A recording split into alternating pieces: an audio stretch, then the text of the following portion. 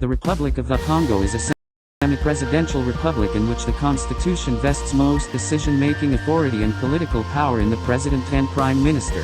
In 2015 the country adopted a new constitution that extends the maximum number of presidential terms and years to 3 terms of 5 years and provides complete immunity to former presidents. In March 2021, the Constitutional Court proclaimed the incumbent, Denis Sassou Nguesso, the winner of the March 21 presidential election, regardless of opposition and international criticism of electoral irregularities. The government last held legislative and local elections in July, with legislative election irregularities sufficient to restrict the ability of citizens to choose their government.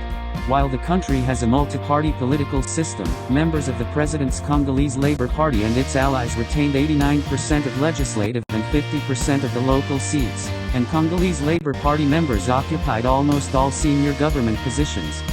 The National Police, Gendarmerie, Army, Navy, and Air Force have responsibility for law enforcement and maintenance of order within the country. The National Police maintain internal security and report to the Ministry of Interior. The Gendarmerie reports to the Ministry of Defense and conducts domestic paramilitary and law enforcement activities and reports to the Ministry of Interior.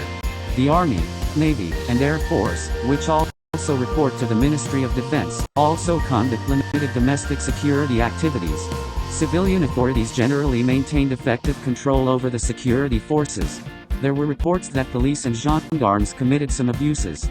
Significant human rights issues included credible reports of unlawful or arbitrary killings, including extrajudicial killings, torture or cruel, inhuman, or degrading treatment or punishment by the government, harsh in life, threatening prison conditions, arbitrary arrest or detention, political prisoners or detainees, serious problems with the independence of the judiciary, arbitrary or unlawful interference with privacy, serious restrictions on free expression and media, including unjustified arrests or prosecutions of journalists and censorship, substantial interference with the freedom of peaceful assembly and freedom of association, inability of citizens to change their government peacefully through free and fair elections, serious and unreasonable restrictions on political participation, serious government corruption, serious government restrictions on or harassment of domestic and international human rights organizations, lack of investigation of and accountability for gender-based violence, including but not limited to domestic and intimate partner violence, crimes involving violence or threats of violence targeting indigenous peoples, and crimes involving violence or threats of violence targeting lesbian, gay, bisexual, transgender,